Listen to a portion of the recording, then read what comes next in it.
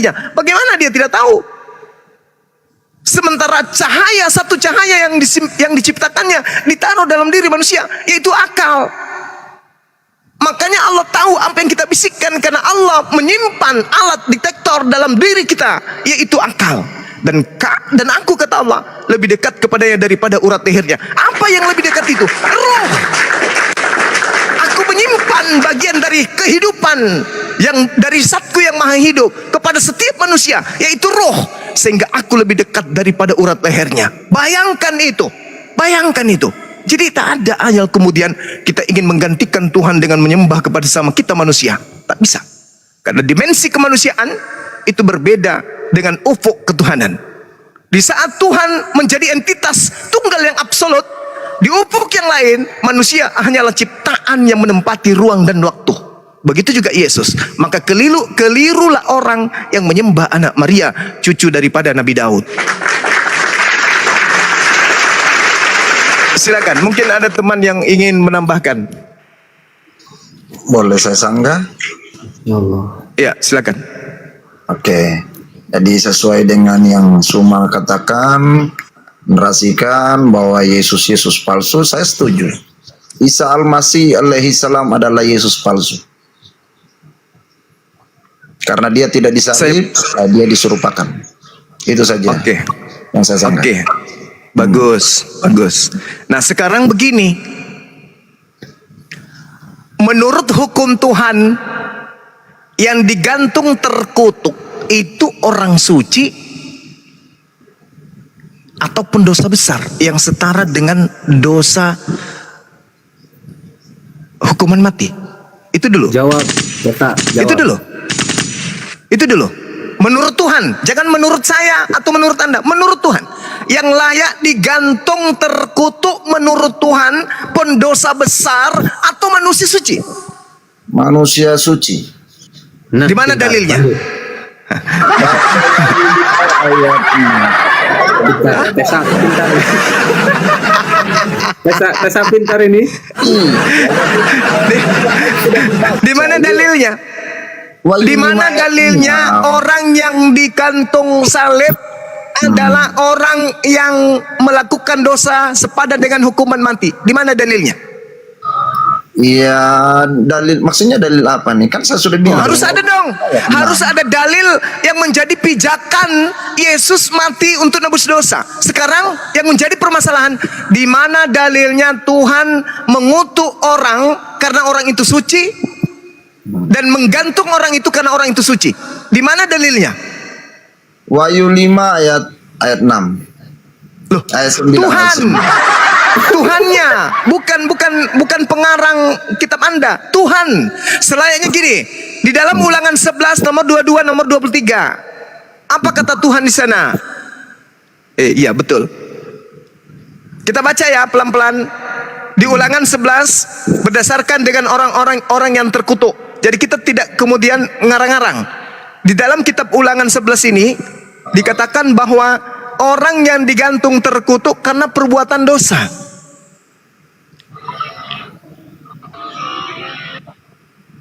Ada yang ingat dalilnya, teman-teman? Apa itu? Ulangan ya. Saya jadi lupa nih, error saya, kenapa ini? Apa tentang apa? Yang saya jelaskan tadi. Orang yang terkutuk digantung, jangan kau biarkan mayatnya semalam-malaman. Ulangan 21 nomor 23. Ah, betul, pintar. Ya, inilah kalau orang sudah tua begini, kawan. Oke, terima kasih. Ulangan 21 nomor 22 sampai nomor 23. Betul. Pintar, Anda cerdas. Dapat mangkok besok ya. Nanti kirim alamatnya, nanti kirim mangkok. Nah, di situ dikatakan apabila seseorang berbuat dosa yang sepadan dengan hukuman mati, berbuat dosa yang sepadan dengan hukuman mati, lalu ia dihukum mati, kemudian kau gantung dia pada sebuah tiang, maka jangan mayatnya dibiarkan semalam-malaman pada tiang itu, tetapi haruslah engkau menguburkan dia pada hari itu juga, sebab seorang yang digantung terkutuk oleh Tuhan. Jangan engkau najiskan tanah yang diberikan Tuhan Allahmu kepada nenek moyang sebagai milik pusakamu. Ini dalil. Ini dalilnya. Apabila seorang berbuat dosa yang sepadan dengan hukuman mati, lalu kamu gantung dia pada sebuah tiang, jangan kau biarkan mayatnya semalam-malaman pada tiang itu, tetapi harus kau kuburkan. Sebab orang yang digantung terkutuk oleh Tuhan. Oleh Tuhan. Ini yang dikutuk adalah Tuhan yang mengutuknya. Dikutuk karena dia berbuat dosa yang sepadan dengan hukuman mati. Tolong tunjukkan di mana Tuhan membolehkan menggantung orang yang suci. Ini yang digantung adalah orang yang berbuat dosa sepadan dengan hukuman mati. Yesus di mana dia berbuat dosa dan di mana dalilnya boleh dibunuh orang suci untuk nebus dosa orang yang berdosa? Di mana dalilnya? Silahkan Tesa. Ya, silakan baca Wahyu 5 ayat 9 tadi.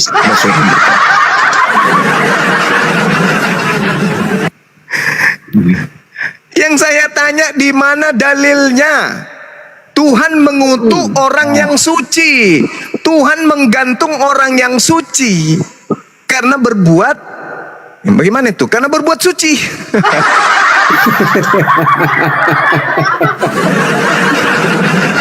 Si Tesa ini, aduh ya Allah.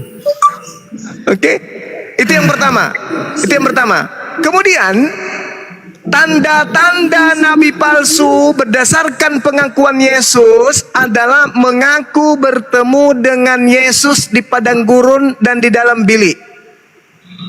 Itu siapa? Siapa yang pernah mengaku bertemu Yesus di padang gurun?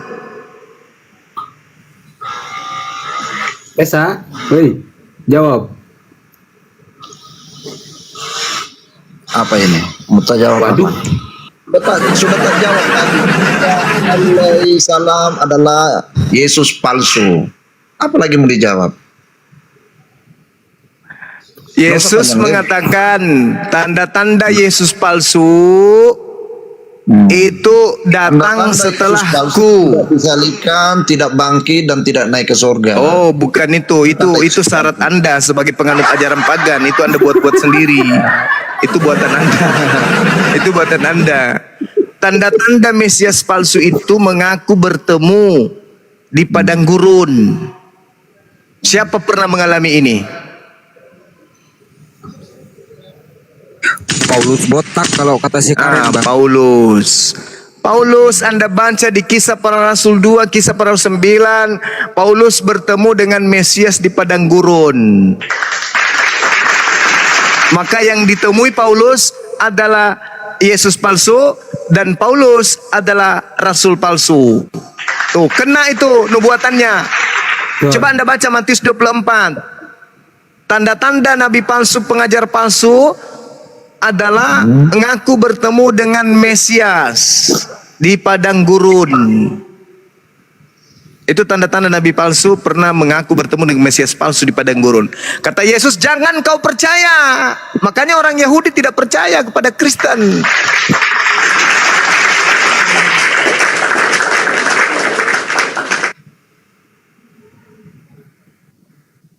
Tesa, ayolah Tesa, gunakan akal sehatmu Tesa. Kasihilah Tuhan Allahmu dengan segenap akal budimu. Silakan Tesa, pakai data aja, Ya, jangan ngarang-ngarang sendiri. Pertanyaannya, apakah Bapa Yahweh Elohim sama dengan Allah SWT? Itu saja pertanyaannya. Oh, jelas sama. Tadi Kejadian 17 nomor 7. Aku mengadakan perjanjian kekal kepada Abraham, anak-anaknya, keturunannya secara turun-temurun. Sebagai perjanjian kekal. Tidak boleh Anda ganggu-gugat. Bahwa aku akan menjadi Tuhanmu, Tuhan anak-anakmu, Tuhan keturunanmu secara turun-temurun. Tidak boleh Anda ganggu. Tidak boleh, jangan. Itu perjanjian kekal Tuhan. Dan Tuhannya Abraham ini diganti, ya, disabotase kedudukannya oleh Paulus dengan Paulus mengganti Tuhan kecil, cucunya Daud. Bisa Angga? Silakan. Ya, karena tadi semua mengatakan Allah SWT dan Bapa Yahweh Elohim adalah sama, di mana di Alkitab Perjanjian Lama ada ayat sama seperti surah Maryam ayat 71 dan 72. Setiap orang muslim wajib masuk neraka. Tidak ada di Alkitab ditulis seperti itu. Oke? Oke, Oke, silakan. sudah? Oke. Yesus sendiri mengatakan, jangan Nabi Musa. Yesus sendiri yang mengatakan nih, masih banyak ajaranku, masih banyak yang ingin aku ajarkan kepadamu, tapi engkau belum sanggup untuk menanggungnya. Tetapi apabila ia datang, dialah yang akan mengajarkan segala sesuatunya tentang kebenaran. Jadi masih banyak emang yang belum diajarkan, karena pada saat itu belum disempurnakan ajarannya. Kalau Anda ingin membuktikan itu, coba Anda baca di dalam Markus 9 nomor 49. Coba Anda baca. Lebih baik Anda yang baca. Silakan, Karen. Biasakan membaca, Karen. Silakan. Di mana itu? Markus 9. Wahyu, kita apa? Markus 9 49. Markus 9 ayat 49. Karena setiap orang akan digarami dengan api. Ya. Itu gini.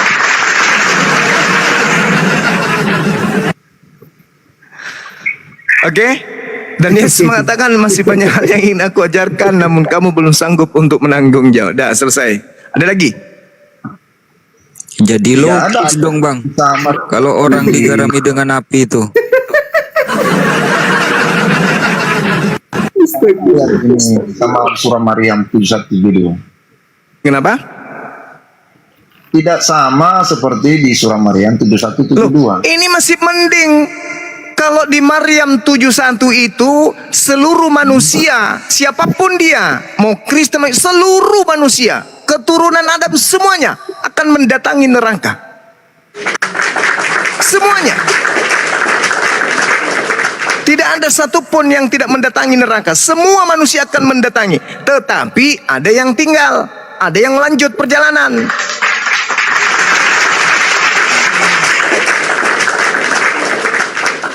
Saya meminta ayat yang sama yang korelasinya dengan surah Maryam ayat 71 juga tidak ada di Alkitab.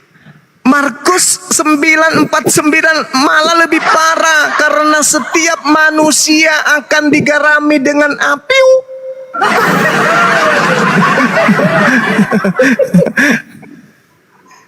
Itu dalilnya malah lebih parah. Hancur, hancur.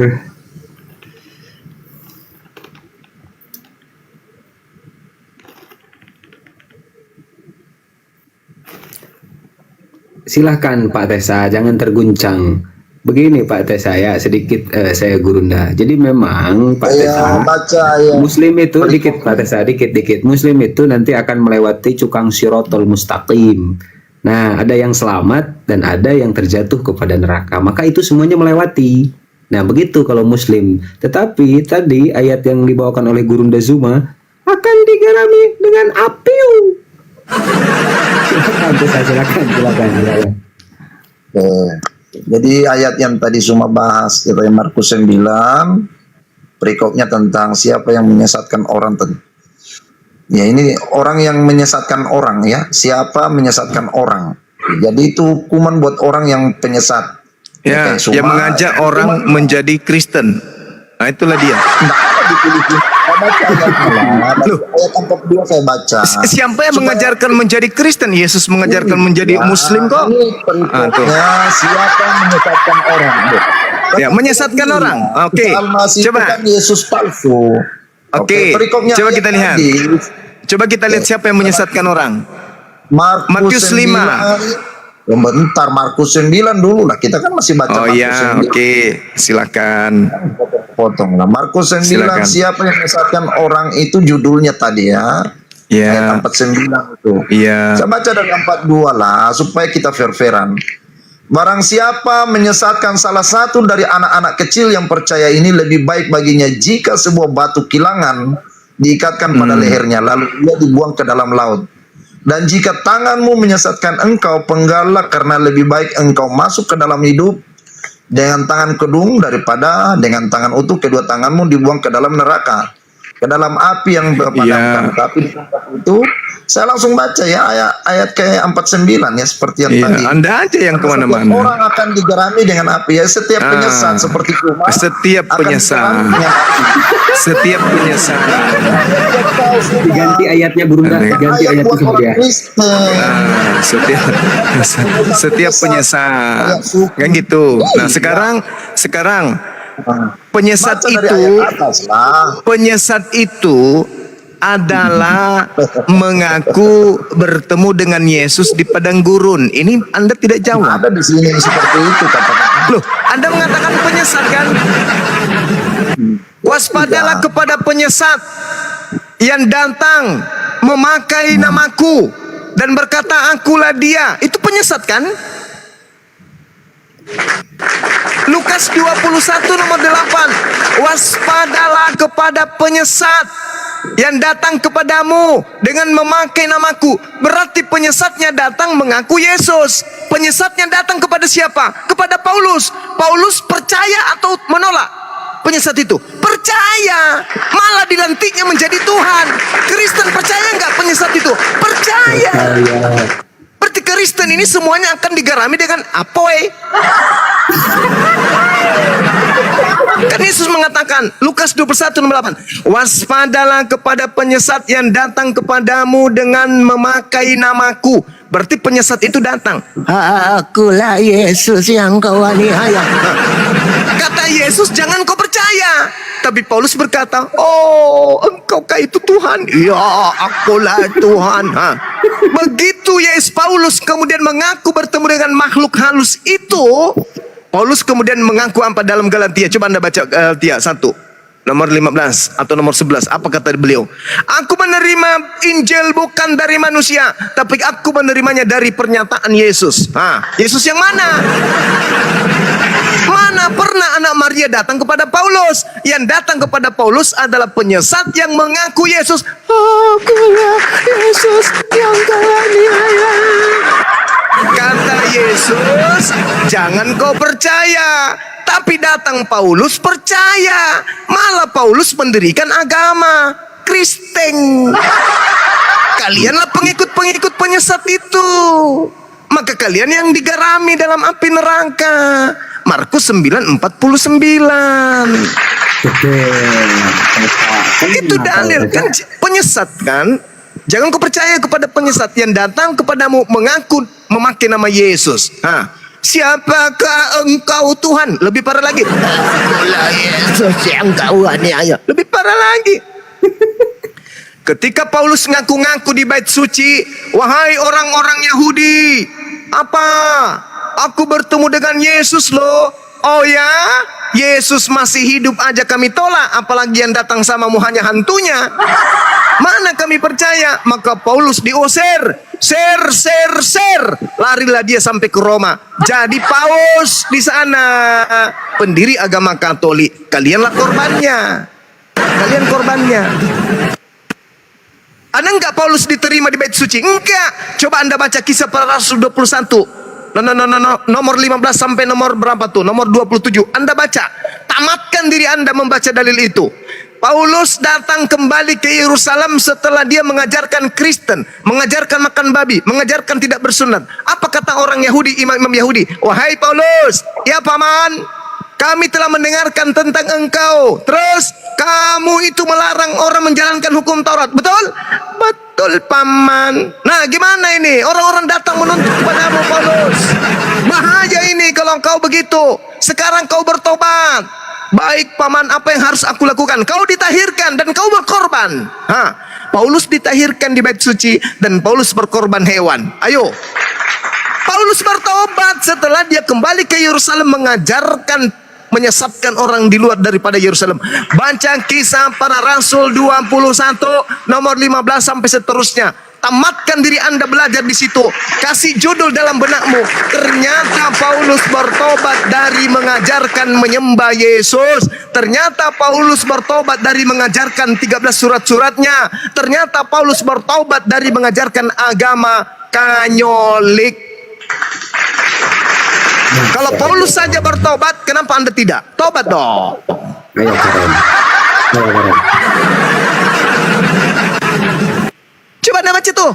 Bertobat enggak Paulus di situ? Bertobat, apa yang dilakukan? Paulus ditahirkan. Apa itu ditahirkan? Disucikan. Lalu setelah disucikan, Paulus diapain?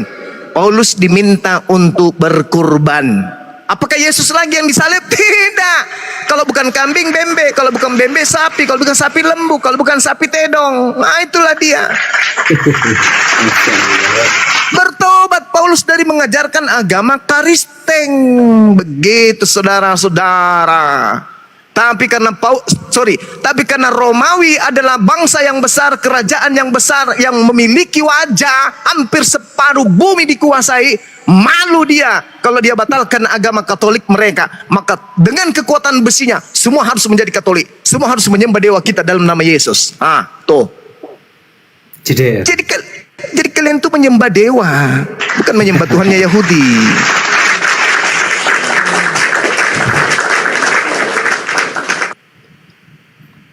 Gimana Karen? Masih bisa Gimana? bernafas? Oh, sangat-sangat bernapas. Sangat bernapas. Silakan. Pakai data Karen ya. Kalau ingin menanggapi pakai ayat data. itu kata Rasul, kalau Allah yang menyuruh Petrus sembelih babi.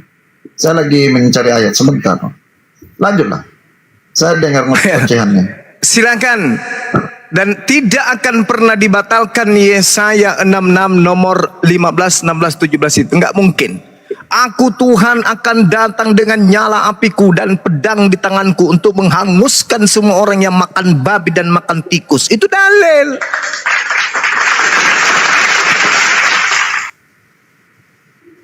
Pemakan babi akan dibakar. Takut. Sedangkan tadi ketika Anda membaca Maryam ayat 71, ku kasih data penyeimbang supaya Anda pelajari dengan baik. Teman-teman muslim juga. Kita buka di dalam surah An-Nasiyat. Ayat berapa kita mulai? Ayat berapa kita mulai? Ayat 34. A'udzubillahi minasyaitonirrajim.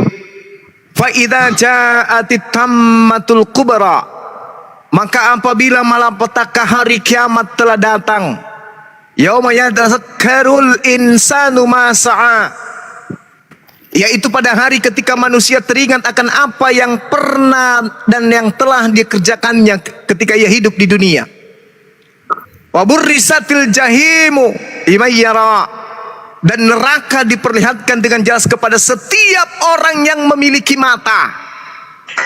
Setiap orang yang bisa melihat, setiap manusia yang melihat, itu dikatakan waburrisatil jahim limayara, dan neraka diperlihatkan dengan jelas kepada semua manusia.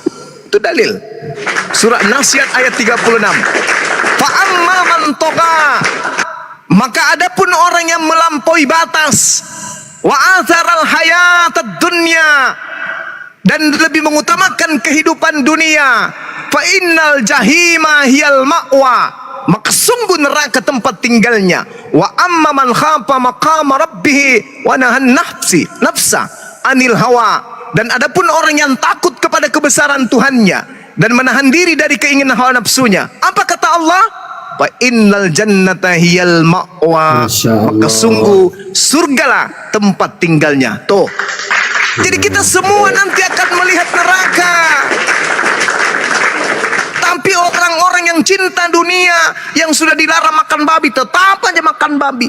Cinta dunia, cinta dengan kepuasan dunia, tidak pernah ingin menyembah kepada Tuhannya, hanya menyembah kepada dewa-dewa sekali seminggu.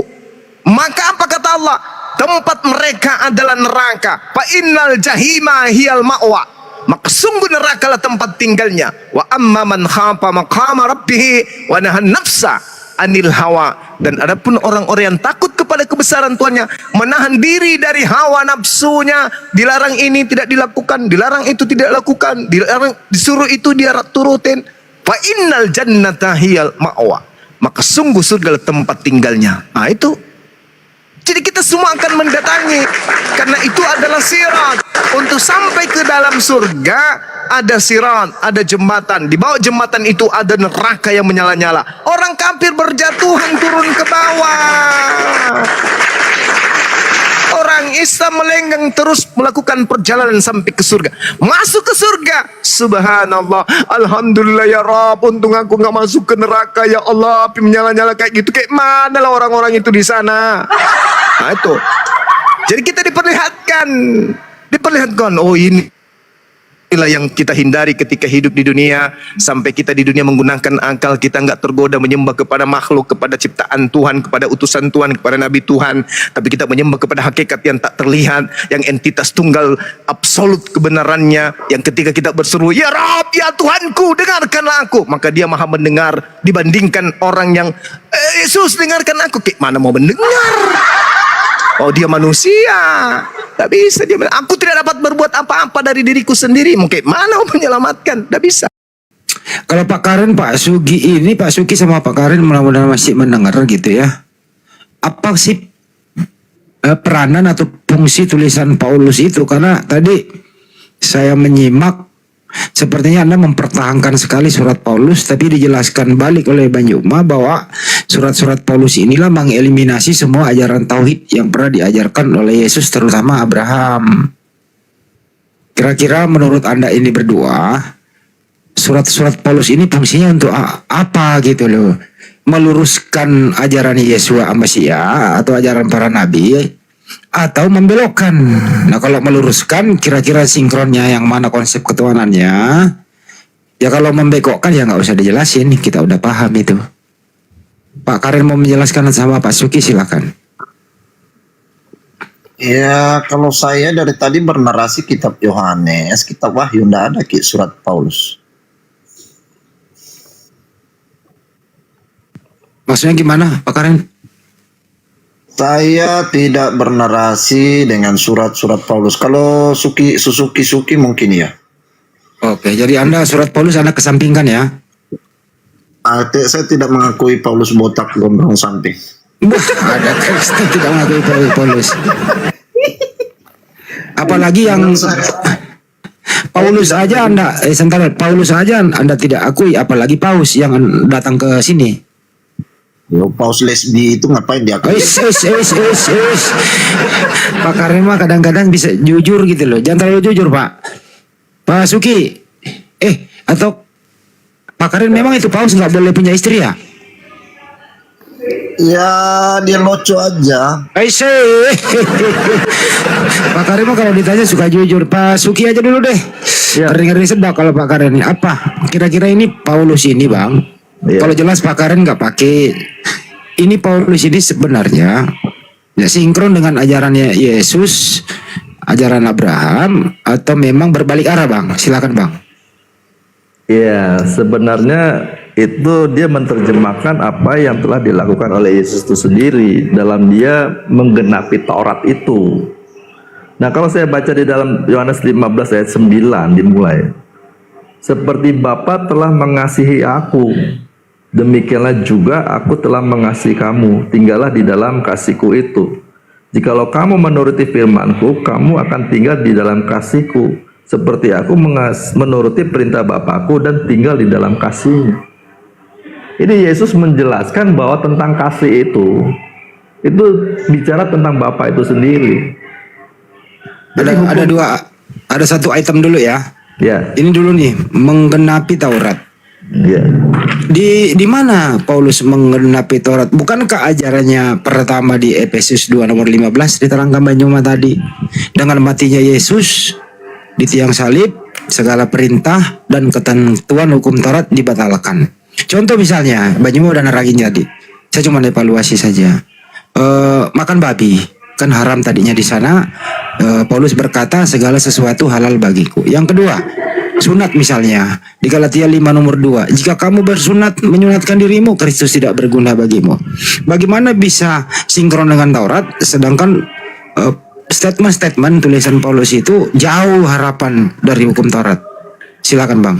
Iya, kalau bicara makanan kan ini Paulus menjelaskan makan babi bebas, sedangkan Yesus juga sudah menjelaskan bahwa bukan apa yang masuk ke dalam tubuh, tetapi apa yang keluar dari dalam hati yang jahat itu yang menajiskan. Jadi Paulus melihat hal itu, apa yang telah diajarkan Yesus itu dia terjemahkan. Jadi artinya bahwa semua makanan sudah nggak ada artinya, karena yang diutamakan itu bagaimana manusia batinnya kita diperbaharui. Ya, kita harus melepaskan atau memotong, menyunat itu dari hal-hal yang duniawi itu. Itu Oke. tujuannya, bukan sunat secara lahiriah, itu masalahnya. Nah inilah yang dimaksud Bang Juma tadi, bahwa ya hukum kepada Abraham itu turun temurun, tidak akan pernah boleh dieksekusi apalagi diamandemen oleh siapapun, kan gitu. Sampai ke Yesus itu, Yesus tidak mengamandemen ajaran-ajaran daripada Abraham sampai ke Nabi Musa dan ke Yesusnya gitu loh. Nah, kenapa ini Paulus mengamandemen ini semua? Tadinya haram menjadi halal, tadinya harus menjadi tidak harus gitu loh. Nah, ini masuk saya ini ya, Bang. Ya. Kenapa? Kalau memang Anda ikut Paulus ya konsisten aja, ya lupakan semua. Lupakan semua yang lain, konsisten kayak Pak Karen, tidak pakai Paulus, Anda pakai, ya jangan lagi pakai ajaran Yesus. Pakai aja ajaran Paulus, biar jelas gitu loh benderanya, gitu loh Pak Suki. Gitu maksudnya. Ya. Soalnya begini Bang, saat Yesus menjumpai Paulus ya dalam Kisah Rasul 9 ayat 15, pergilah sebab orang ini adalah alat pilihan bagiku untuk memberitakan namaku kepada bangsa-bangsa lain serta raja-raja dan orang-orang Israel. Persoalannya ada di sini. Jadi yang menjelaskan siapa Yesus itu Paulus dengan dipenuhi oleh Roh Kudus itu sendiri. Nah, ini Jadi dia yang nih. diajarkan Paulus ini jangan dianggap dia sendiri yang melakukan, tapi ada Roh Kudus. biar Bang Juma ngopi dulu. Saya cuma kasih topik lagi. Saya rasa Bang Juma nanti bantu saya Bang Juma ya. Abangmu ini juga dalam keadaan batuk nih. Saya cuma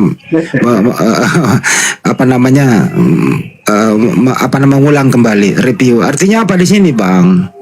Jujur aja lah, Iya. gitu loh ya. Menurut Abang siapa Yesus menurut Yesus? Ya. Dan siapa Paulus menurut Yesus? Pertanyaannya adalah, pernah nggak Yesus itu ya membicarakan selembat rambut aja dari Paulus? Pernah nggak Yesus mengatakan Paulus gini loh? Ya, kira-kira pernah nggak Mbak? Selembar rambut Paulus saja pernah nggak Yesus mengkisahkan itu tentang Paulus? Silakan. Iya, jadi selayaknya seperti Musa ya.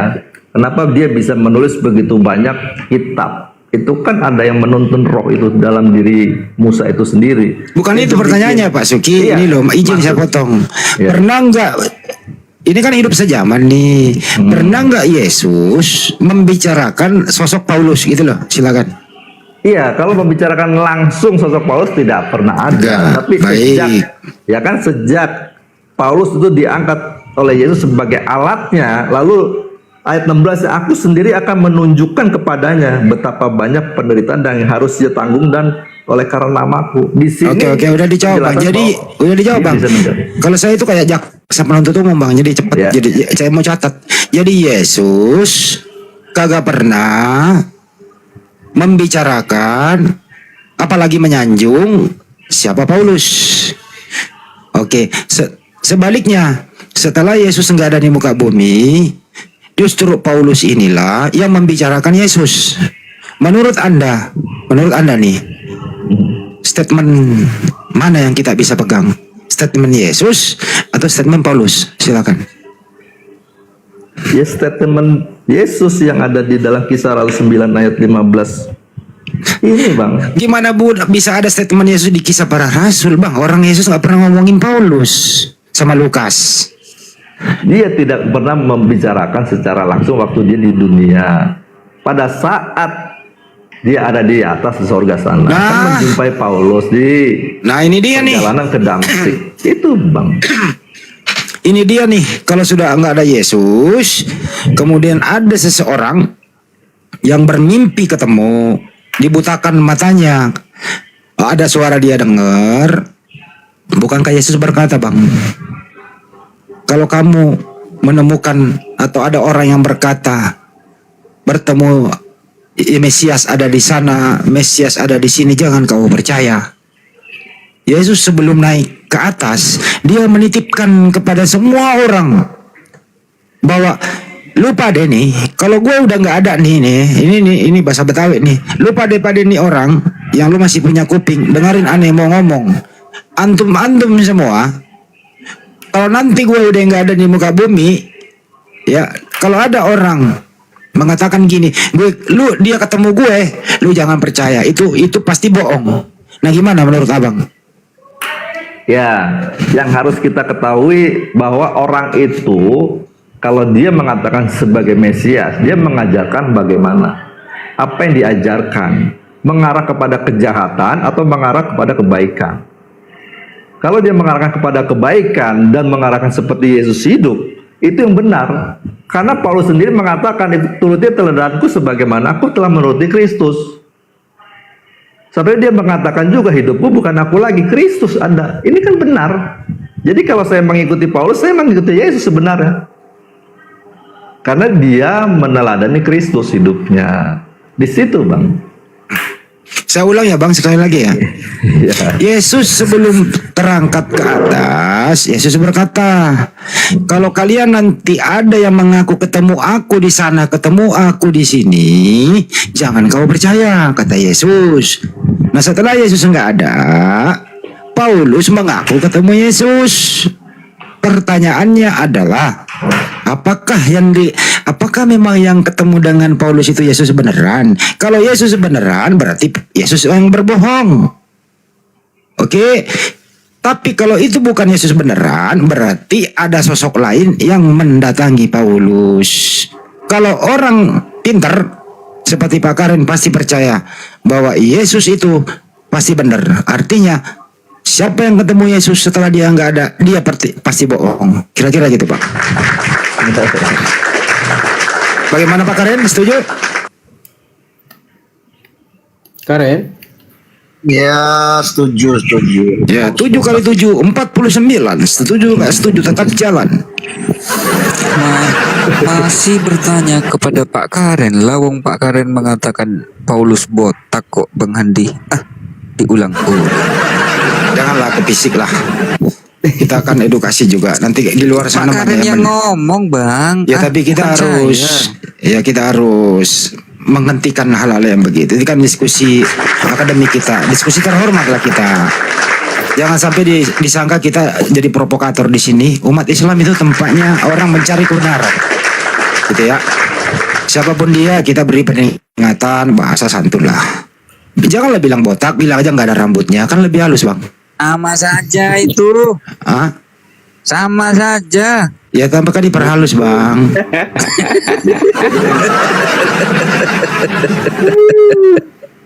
Hancur ya Allah. Jadi gini Pak Suki. Ya. Jadi Yesus itu nggak pernah mengatakan Paulus itu seperti ini. Justru Paulus ini lebih banyak mengetahui Yesus setelah Yesus nggak ada. Anda tahu kan waktu hidup sejaman nggak pernah ketemu, bahkan mau mencelakakan, bahkan membunuh kan pengikut-pengikut. Iya. Begini aja bang, kita lanjut ke top, ambil studi kasus deh satu. Yesus waktu dia hidup bang, kan jelas dia mengajar pakai Ulangan 64 bang. Pernah baca nggak tuh ya? Tuhan itu esa, ehad. Iya. Ya. Nah kenapa Paulus menulis surat di Roma 14 nomor 9 udah diterangi Bang Yuma tadi. Coba Anda sinkronkan, sambungkan supaya akal manusia ini mencerna. Pakai akal ya bang ya. Coba sambungkan Ulangan 64 sama Roma 14 nomor 9 supaya akal kita masuk ke sana. Bisa nggak bang Anda formulasikan satu kalimat yang mudah dimengerti? Silakan bang. Ulangan 64 dan Roma 14:9. 14:9.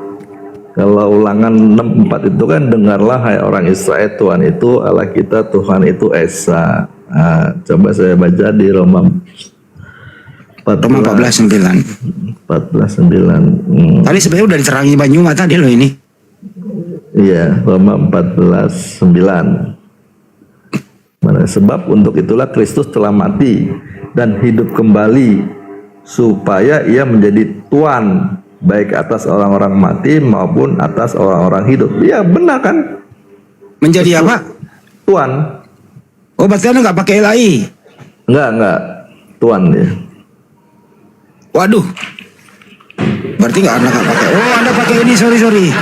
Ada pakai ini ya, Erastus Sabdono ya, sama Ya, ini. ya.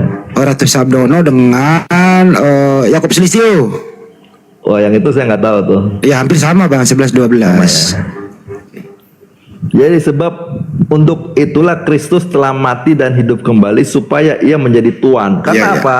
Yesus sendiri telah mengatakan telah diberikan segala kuasa di bumi dan di surga. Ya dia Tuhan. Ini dijelaskan lagi oleh Paulus gitu loh, yang dipenuhi oleh Roh Kudus. Oh jadi Pak Suki ini nggak bergereja, berbalai kerajaan, balai, iya balai, ya itu bukan gereja, Gereja. oh, gereja juga. Iya gereja. Oke. Gereja bang, gerejanya itu kan Kalau sama gitu aja ya- pertemuan bersama aja kan. Tapi dielai Tuhan semua loh itu kata Paulus Bang. Ya itu makanya harusnya Tuhan, nggak boleh Tuhan harusnya.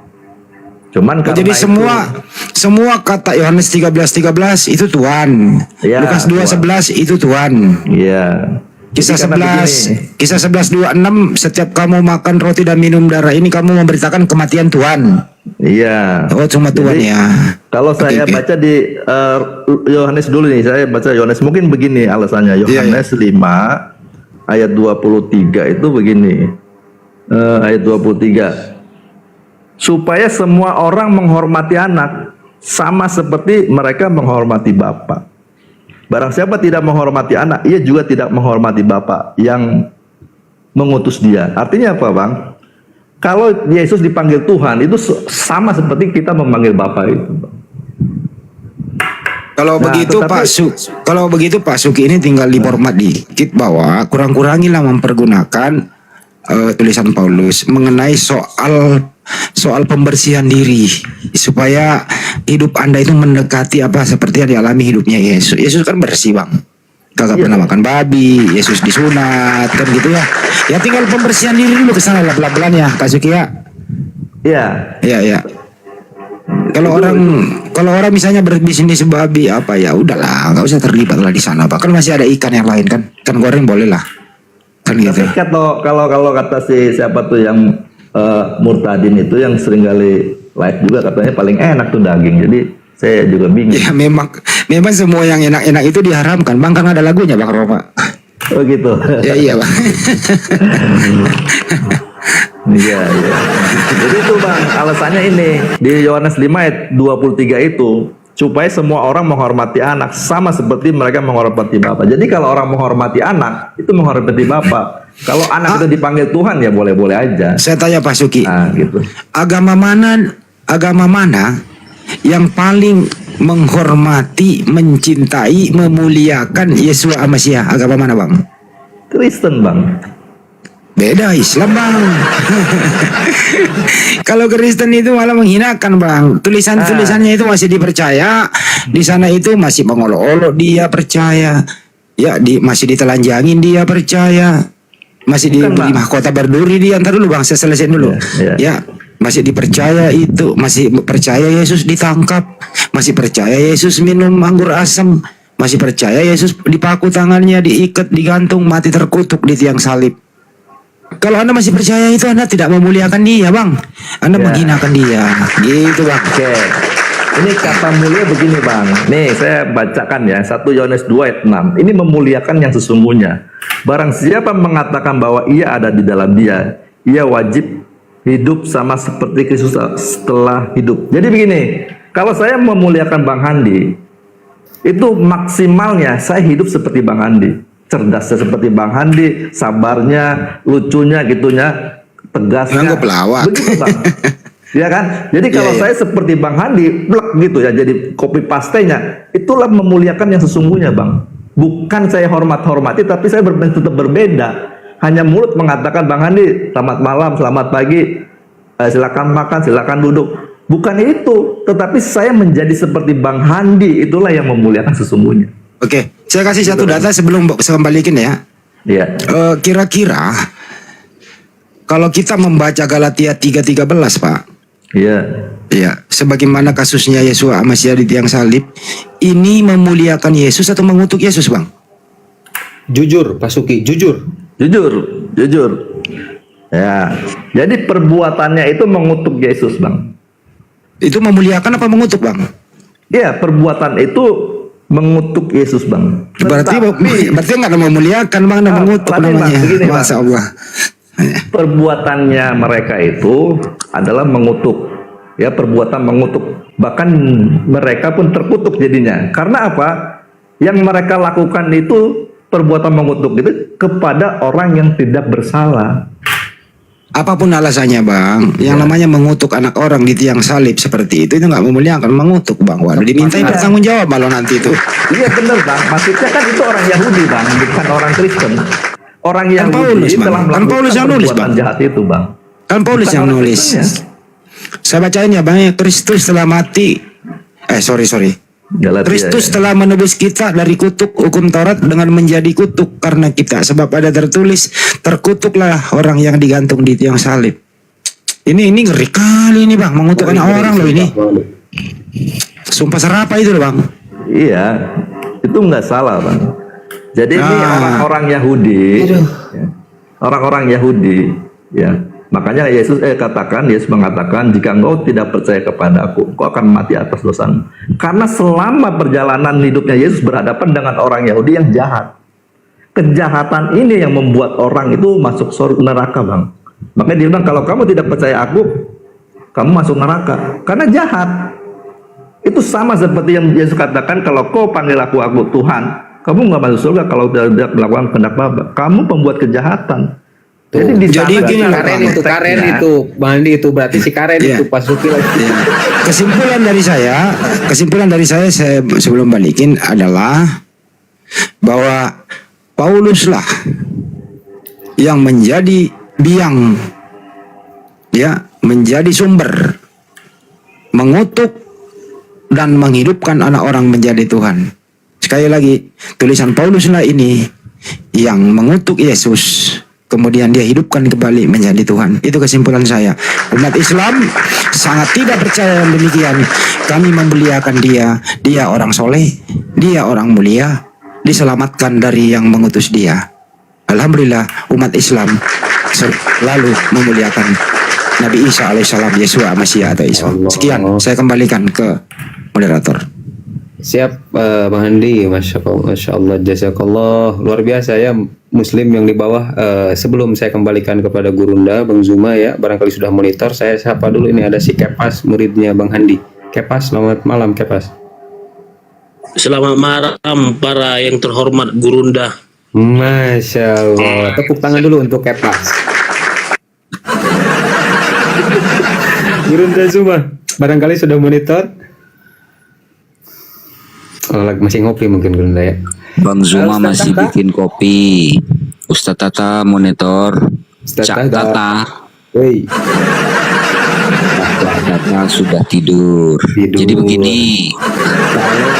Kalau ditanya siapa yang memuliakan Yesus atau Nabi Isa alaihissalam, jawabannya adalah umat Islam. Jawabannya adalah Al-Quran.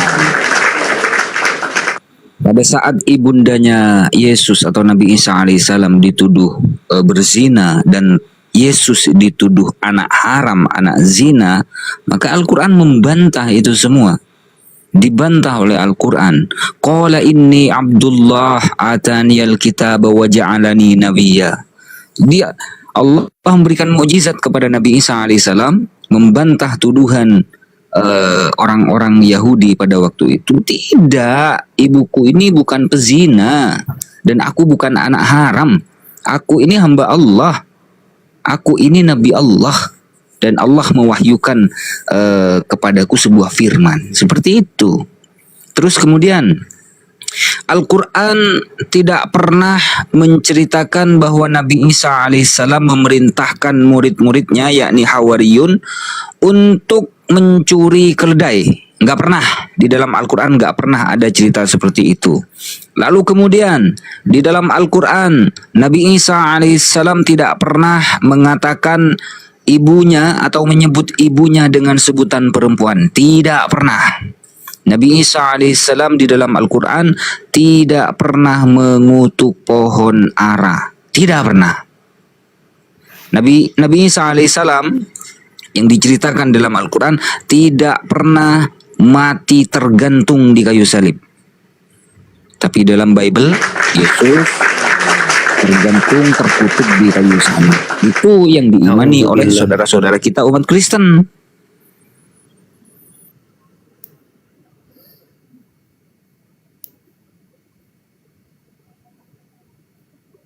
Jadi begitu ya ikhwan fillah. Kita tidak butuh hanya pengakuan saja, tapi harus direalisasikan dengan perilaku. Dan kita lihat apa yang disampaikan oleh Kang Handi tadi, oleh Romo juga. Jadi umat Islam lah yang memuliakan Yesus. Bukan mengklaim, tapi memang faktanya seperti itu.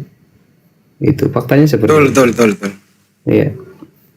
Saya lebarkan sedikit ya. Saya lebarkan sambil mengerucutkan bahwa di dalam Bible itu, kalau orang punya akal sehat membacanya begitu dan melepaskan diri daripada doktrin-doktrin apapun itu, artinya apa, membaca dengan merdeka, terus fungsikan filter akal sehat kita, kalian akan meninggalkan yang Anda baca itu. Kenapa demikian? Banyak sekali hal-hal yang menyinggung akal sehat. Banyak sekali hal-hal yang membuat Lucifer itu merdeka. Kalau mengimani yang kita baca itu, apa di sana itu? Banyak sekali nabi-nabi itu dinistakan di sana. Iya. Ya, termasuk Lot, kedua anaknya berzina sama orang tuanya dalam keadaan mabuk. Belum lagi Nabi Daud disuruh berzina. Belum lagi yang lain-lain gitu loh. Terakhir anak kesayangan Maria, ya, terus dihinakan kayak begitu. Masihkah kita melepaskan akal sehat kita dengan iman yang kita terima? Kalau orang beriman tanpa berakal, ini namanya iman buta. Tapi kalau kita berakal, iman ini akan tergeser. Solusinya lari kemana? Ya ke Islam. Karena Islam itu masuk akal, tidak merusak akal. Bayangkan di dalam Bible itu kalau kita baca oleh anak kecil misalnya sendiri dia baca tanpa pendampingan, bayangkan gitu loh. Di sana banyak sekali bahasa-bahasa yang perlu disensor kawan-kawan. Masih kan mau bertahan di situ buat apa coba? Pindahlah. Tinggalkan yang demikian. Ada Islam loh yang diridhoi oleh Allah Subhanahu wa taala. Ini hanya himbauan saja, dan ini kewajiban untuk menyampaikan. Al-Quran coba cari kata-kata yang jorok, nggak nemu. Tapi di bait bernaudzubillah min salik. Ada kata sundal, ada susu di jama-jama, ada mengajak birahi sampai pagi, ada yang menistakan Nabi, persinahan di mana-mana, disuruh mengawini perempuan sundal supaya bersundal hebat. Ini ada apa coba? Kenapa Anda mau bertahan di situ gitu loh? Bagaimana kalau anak Anda yang menjawab? Apa yang Anda mau jawab? Anak Anda pulang sekolah bertanya, kok ada sakar kuda? Kok ada yang birahi, Papa? Ini apa ini, Papa? Nah makanya itu di sekolah minggu ini dihindarkan sama anak kecil. Nanti kalau dewasa baru dikasih tahu, karena orang dewasa ini udah kerja sama Lucifer untuk bisa belok-belok kalau ditanya. Jadi semakin tinggi sekolah orang-orang itu, semakin tinggi juga cara ngelesnya gitu loh. Kalau anak kecil belum bisa dia berbohong. Kayak Kepas misalnya. Udah pintar dia berbohong. Membohongi kata hati gitu loh. Ya kenapa nggak cari yang nyaman aja sih gitu loh. Jangan nyusahin akal. Hidup ini sementara coy semua ya. Kira-kira itu pesan saya sih. Makasih semuanya. Satu lagi Bang Andi. Pada saat ibundanya Yesus, Sayyidah Maryam, dituduh sebagai wanita pezina, apa pembelaan Bible terhadap ibundanya Yesus? Apakah ada umat Kristen yang bisa menjelaskan? Baik, Gak angkat tangan ada. Romo semuanya. Angkat tangan. Gak ada pembelaan Bible terhadap ibundanya Yesus, Sayyidah Maryam. Tapi Al-Quran memuliakan beliau, ibundanya Nabi Isa alaihissalam. Bahkan namanya diabadikan menjadi nama surah di dalam Al-Quran, surah Maryam. Itulah bukti bahwa umat Islam memuliakan Nabiullah Isa alaihissalam atau Yesus. Takbir. Allahu Akbar. Allahu Akbar. Tesa langsung terjatuh. Ini Kang Ardiansyah nyebut takbir, Tesa terjatuh. Coba Sebelum kita ke Kepas, silahkan coba kita sebentar loh, jangan. Coba kita adu argumentasi, bukan adu ya, artinya kita cocokkan. Coba Pak Suki bacain Yohanes 13. Kepas Yohanes pengen 13. belajar itu Yohanes 13. Yohanes 13 ayat Iya. 13. Ya. Kepas lu dengerin Pak Pas. Iya, ini dia. Muridku dengerin. Mulai tadi dan nyimak saya kan penyimak saya. Oke. Yohanes 13 ayat 13. Kamu menyebut aku guru dan Tuhan, dan katamu itu tepat, sebab memang akulah guru dan Tuhan. Kepas denger itu Pas. Itulah tadi kenapa saya bangun dari spring bed, karena dikatakan itu. Itulah. Bangun saya. Saya dibangunkan Tuhan Yesus tadi, bangun kok Kepas. Jadi pelintir bahasanya itu katanya. Tadi dia mengatakan Pak Suki bahwa mengatakan dia tidak memakai Alkitab LAI ya. Ya, sah saja. Tapi yang dimana saya tetap mengimani apa yang ada di Alkitab saya saat ini. Kau menyebut aku guru dan Tuhan. Ya, kau sudah menyebutkan aku guru dan Tuhan. Itulah aku. Udah jelas. Jadi kita bukan bicara original text lagi terus. Nanti kalau saya dibicarakan original text, saya bilang nanti gugat LAI supaya dirubah itu. Pas dulu ini data pertama nongol sebelum ada LAI masih Tuhan. Nanti setelah LAI berkuasa dilimpahkan dari Bible Hindia Belanda diserahin ke LAI, baru LAI merubahnya. Tadinya itu Tuhan. Coba aja lo cari Bible yang dulu. Kamu menyebut aku guru dan rabi, kamu menyebut guru dan junjungan, Kan kamu menyebut aku guru dan Tuhan, gitu loh.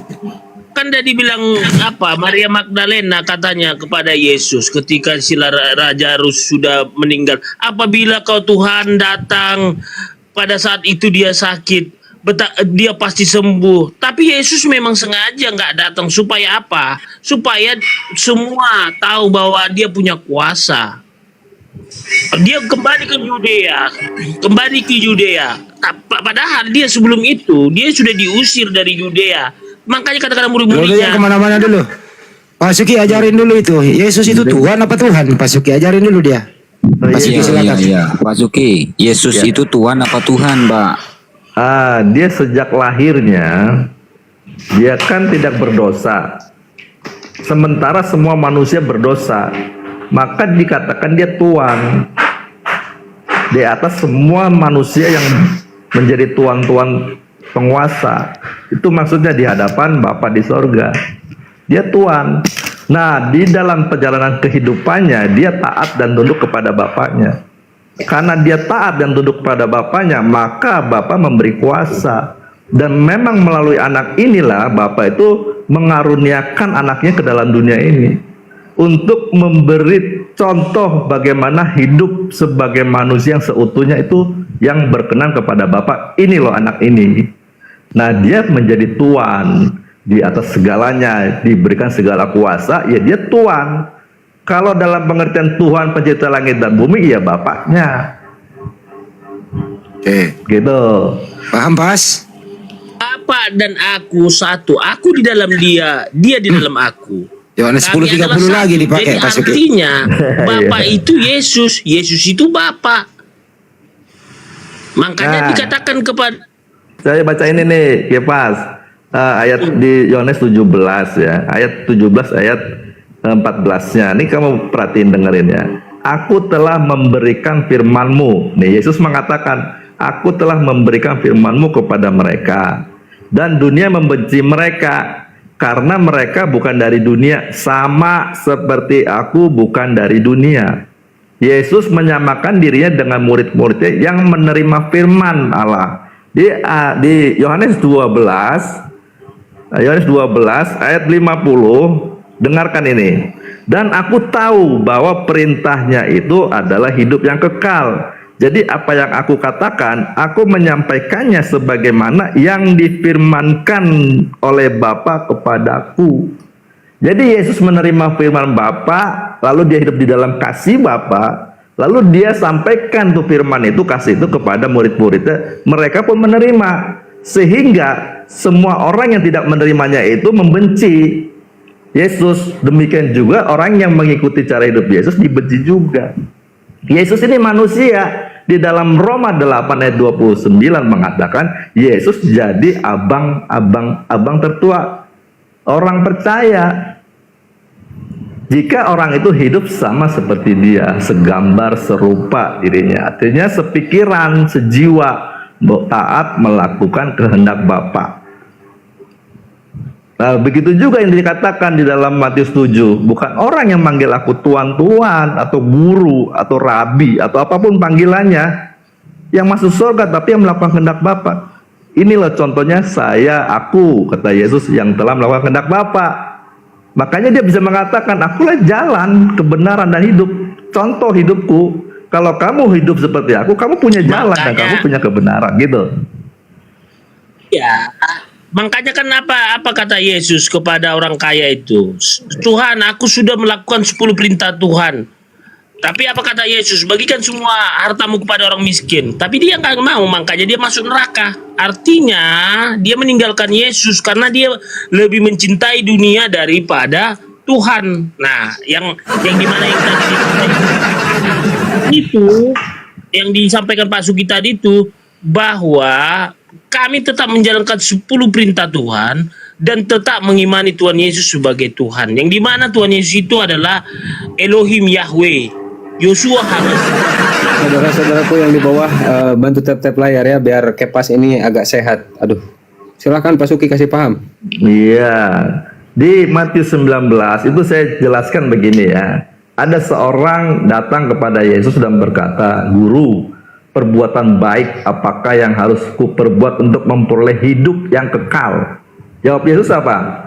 Apakah sebabnya engkau bertanya kepadaku tentang apa yang baik? Hanya satu yang baik, itu Bapa. Tetapi jikalau engkau ingin masuk ke dalam hidup, turutilah segala perintah Allah. Mana perintahnya? Jangan membunuh, jangan berzina, jangan mencuri, jangan mengucapkan saksi dusta, hormatilah ayahmu dan ibumu, dan kasihilah sesama manusia seperti dirimu sendiri. Kata orang muda itu kepadanya, semuanya itu telah kuturuti, apalagi masih yang kurang. Nah, perintahnya itu udah dilakukan, berarti benar dong, bisa memperoleh hidup yang kekal. Lalu Yesus mengatakan, jika engkau hendak sempurna. Jadi kalau kamu mau sempurna, ikut Yesus. Tapi kalau kamu nggak mau sempurna, hanya memperoleh hidup kekal, boleh lakukan perintah Allah yang seperti tadi diuraikan oleh Yesus itu, Bang. Jadi kalau orang mau sempurna seperti Yesus ajarkan, hendaklah kamu sempurna seperti Bapa di sorga. Sempurna. Matius 5 ayat 48.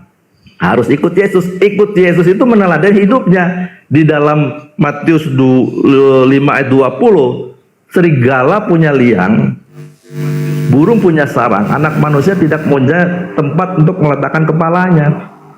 Maksudnya apa? Yesus itu melepaskan segala percintaan dunia. Yang seperti tadi orang kaya itu karena hartanya banyak, dia nggak mau ikut, dia nggak bisa sempurna. Tapi kalau mau sempurna seperti Yesus, ya kita harus tidak terikat oleh percintaan dunia. Dan semua ini bisa diajarkan kepada semua orang. Jadi semua rangkuman dari perjanjian lama, perjanjian baru itu, kasihlah Tuhan Allahmu, kasihlah sesamamu, disitulah semua tertuang. Itu sudah dirangkum, itu tinggal penjabaran aja tadi. Iya, benar penjabaran Bang. aja tadi. Benar Bang. Jadi walaupun Abang punya doktrin berbeda, tapi kalau mengerti tentang kasih, lalu Abang boleh hidup di sana, itu bisa hadir, bisa masuk dalam surga Bang. Nanti di sana baru terbuka doktrin mana yang benar. Yang penting kunci untuk bisa masuk ke sana, passwordnya atau tiketnya itu saling mengasihi Bang.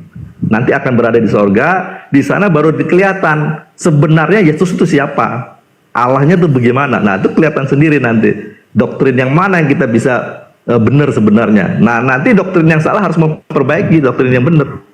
Oh ternyata Yesus benar memang manusia. Nah karena dia diberi kuasa ya jadi pemimpin, jadi raja di langit yang baru dan bumi yang baru. Nanti waktu surga itu langit baru bumi baru, kan Yesus ada. Lalu seperti apa dia? Ya manusia seperti waktu dia ada di bumi ini. Gitu Bang. Bukan Bapak itu sendiri, Bapak itu ada di surga yang tetap tidak kelihatan sampai selama-lamanya. Ya itu saya bukan hanya memberitahukan ya, saya Ya. salah satu sudah dimaterai masuk surga. Ya, Salah bagus. satunya orang tua.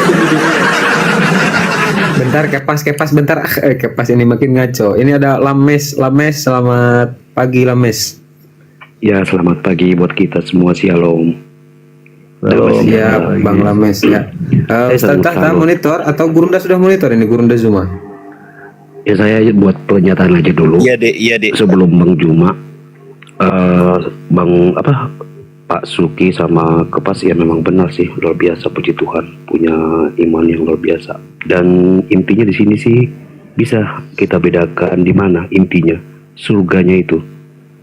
Kalau surganya itu seperti perlakuan iblis, masalah seks 72 bidadari, itu sangat tidak mungkin jalan. Wah. Enggak, Lames itu aja sih ini kau. intinya. Memang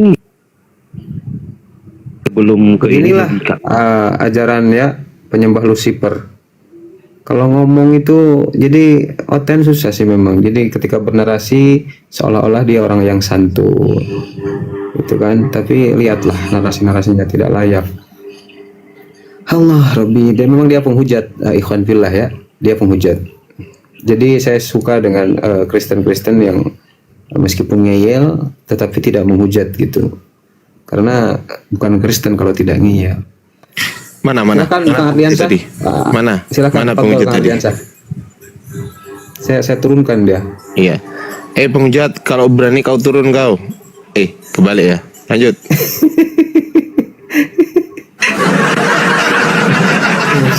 Ya, ini mana ini? Kepas, pas. Ya Pak Ardiansyah, silakan. Anda bertanya, Alkitab menjawab. Woi. Ya, Jadi saya bertanya, yang jawab Alkitab gitu. isi Alkitab dong, nggak buah pikiran saya. Oh, gitu. Jadi yang jawab Alkitab, bukan Kepas. Apa yang saya baca Alkitab itu, itulah yang saya sampaikan kepada Pak Ardiansyah. Oke, pertanyaan saya sekarang. Pertanyaan saya sekarang. Pertanyaan saya siapa? Loh, siapa itu kan berarti kan orang kan. Siapa yang menyuruh Anda untuk menyembah Yesus? Siapa? Siapa? Siapa? Siapa yang memerintahkan Anda? Siapa yang menyuruh Anda untuk menyembah Yesus?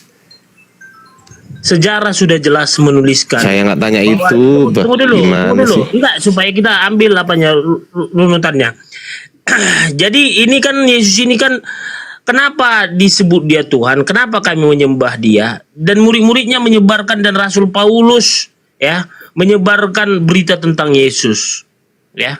Karena itu perlu rasul untuk memberitakan Injil, untuk memberitakan kebenaran Tuhan. Jadi siapa yang yang mengajarin kalian menyembah Yesus? Ya, sesuai dengan murid-murid Yesus dan Rasul Paulus dan para gereja. Berarti bukan Yesus yang ngajarin kalian menyembah Yesus. Ya kan, mana ada dibilang memang di Alkitab nggak ada. Nah, sekarang saya tanya, para rasul atau murid-murid Yesus itu mendapat pengajaran dari Yesus atau mendapat pengajaran dari bukan Yesus? Ya itu kan dituliskan itu para muridnya. Saya nggak Jadi, tanya itu. Yang saya tanya, para rasul-rasul itu atau murid-murid Yesus itu mendapat pengajaran dari Yesus atau dari iblis? Saya tanya. kok jadi iblis? Ya, ini pertanyaan kok. Kan Ya pertanyaan. dari Yesus lah. Dia Dari kan Yesus. Berarti para rasul itu mendapatkan pengajaran dari Yesus untuk menyembah Yesus, betul? Iya. Nah, di mana tertulis para rasul diajari Yesus untuk menyembah Yesus? Di mana? Kan Kan dia bilang dia di dalam aku di dalam dia. Oh, saya nggak tanya apa? itu kok. Saya nggak tanya artinya. Saya tanya di mana para rasul diajarin Yesus untuk menyembah Yesus. Contoh. Nggak ada di Alkitab itu. Ya contoh Nggak ada nih pernah. gini. Contoh nih gini. Kipas. Ya Bang Ardi. Itu kipas angin itu dibuka dulu yang sebelah sini apa namanya bautnya. Oh ya sini ya Bang Ardi. Ya itu saya ngajarin nggak? Ngajarin kan? Nah, pertanyaan saya, di mana tertulis Yesus mengajari murid-muridnya untuk menyembah Yesus? Di mana tertulis? Di Alkitab nggak ada ditulis. Bah, lah Tapi terus? dengan nubuat kuasa-kuasanya bahwa dialah Tuhan. Ngarang. Pening bah kepala saya bah. Gini Pak Ardian, tak perlu disampaikan sembahlah aku. Kan dari Loh, saya nggak tanya sembahlah aku. Saya nggak berapa lama tanya. aku- Kan gini, Bang Kepas tadi bilang pengajaran dari murid-murid Yesus itu berasal dari Yesus, betul? Iya. Ah, Yesus ngajarin muridnya untuk menyembah Yesus atau enggak? Pertanyaan saya, memerintahkan enggak Yesus untuk menyembah Yesus? Iya iyalah, kan dia bilang aku dalam dia dan dia dalam aku. Saya Artinya nggak apa? tanya itu. Yang kata perintah itu gimana sih? Coba kata perintah. Contoh kata Sembahlah perintah tuh aku. gini. Contoh kata perintah. Akulah Tuhan Allahmu. Akulah dengar dulu perintah yang hukum Taurat. Akulah Tuhan Allahmu, suruh Tuhan kita tidak boleh ada lain kecuali aku. Itu kan ada perintah. Ya sebentar. Perintah tuh gini. Ya pas. Ya makanlah. Makanlah daun ini. Ya. Minumlah air ini. Ya. Sembahlah dia. Ya. Nah pertanyaan saya. Di mana Yesus ayatnya secara eksplisit tanpa ditafsirkan ya? Tanpa ditafsirkan. Nggak boleh Kepas nafsir. Nggak boleh Ardiansa nafsir. Nggak boleh Bapak Gereja nafsir. Nggak boleh. Nggak boleh. Langsung dari Yesus. Di mana ayatnya? Yesus memerintahkan murid-muridnya untuk menyembah Yesus. Yang saya cari kata perintah. Nggak ada. Kalau itu nggak ada. Oke, berarti nggak ada perintah dari Yesus ya? Sepakat? Sepakat nggak ada. Oke. Tangan Kepas jujur. Mantap. Berarti tidak pernah ada perintah dari Yesus untuk menyembah Yesus. Nah, pertanyaan saya Kepas. Lalu siapa yang memerintahkan Anda untuk menyembah Yesus? Saya tanya siapa itu berarti kan nama orang. Coba sebutkan nama orang. Awal mula orang pertama kali yang mengajari Anda untuk menyembah Yesus siapa? Pasti asumsi Ya jawabannya. pendeta lah. Silakan. Pendeta lah. Bah, pendeta itu. Tepuk tangan Kepas jujur. Mantap, pendeta. Oke ya, berarti penyembahan terhadap Yesus berasal dari pendeta, bukan dari Yesus. Sepakat? Ya itu kan kita untuk saya. Mulai. Biasa kan enggak. Mulai asumsi. Awal mulanya Pak Kepas menyembah Yesus dari mana kan gitu. Saya jawab, memang Pak Pendeta yang mengajarkan kita. Bang Nah, Pak Ardi, Pendeta dapat dari mana? Bang Pak Ardi, Hah? berarti berdasarkan jawaban dari Bang Kepas ini, berarti yang menjadikan Yesus atau yang mengangkat Yesus sebagai Tuhan adalah pendeta. Iya, pendeta. Karena para murid-murid Yesus tidak pernah mengajari karena Yesus tidak pernah mengajari murid-muridnya untuk menyembah Yesus. Itu pertama. Kedua, murid Yesus yang notabene mendapat pengajaran dari Yesus tidak pernah menerima pengajaran penyembahan terhadap Yesus. Betul Kepas? Coba Kepas berpikir sekarang. Coba berpikir. Yang berhak menyampaikan penyembahan itu siapa? Ya otoritas tertinggi harusnya. Betul nggak Kepas? Betul nggak? Yesus itu kan datang bawa perumpamaan. Kita kan harus bijak dalam perumpamaan itu, Pak. Saya nggak ngomong itu. Woi, saya nggak ngomong itu. Saya sedang bicara bahwasanya penyembahan terhadap Yesus haruslah berasal dari otoritas tertinggi, betul nggak? Oke, saya kasih contoh ya. Saya kasih contoh nih. Betul apa enggak kok? Ini kan main logika enggak? Saya kasih contoh dulu. Iya betul dulu. Enggak, begini Nah, saya jawab. ikuti aja Pak Len, ikuti aja dulu nggak apa-apa. Nah, begini, saya supaya menyampaikan juga begini. Ada seorang pimpinan perusahaan. Tunggu dulu, ini bicara kita kan udah masuk ke logika nih. Ada pimpinan perusahaan, dia banyak duit, dia orang kaya. Terus karyawannya tanpa dibilang pimpinan perusahaan itu aku orang kaya, udah tahu dia orang kaya. Artinya apa? Semua dia harus ikut perintah atasannya. Nah seperti itu. Jadi nggak perlu di mana secara eksplisit dituliskan menyembahnya. Seolah-olah minta pengakuan gitu. Berarti Yesus itu cuman sekelas kepala apa tadi? Kepala perusahaan ya, sekelasnya itu ya. Bukan, tadi kan Bang Ardiansyah Gimana pula wong kau yang bilang barusan? Kau yang bilang barusan, kepala perusahaan tidak perlu dibilang aku kepala perusahaan, kan gitu? kan udah dibilang Filipi 2:5 sampai 11 dia memakai rupa seorang hamba ya, seperti manusia, jadi Yesus itu seperti bukan jadi seperti manusia. Kalau udah dibilang seperti sama itu seperti berarti dia Tuhan seperti. Saya nggak tanya itu, Bas. Pertanyaan saya nggak tanya dia Tuhan atau enggak. Saya nggak tanya itu. Pertanyaan saya, di mana ada kata perintah? Ingat ya, kata perintah. Dengerin dulu. Siapa ini? Limit dulu ya, Bang.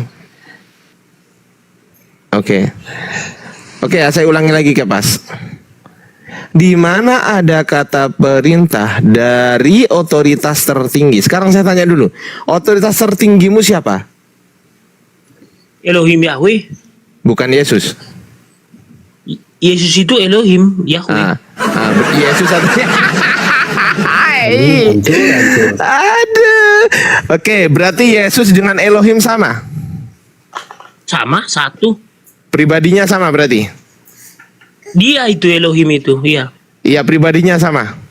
Ya hakikatnya satu. Enggak, saya nggak tanya hakikat pribadinya. Iya. Pribadinya sama nggak?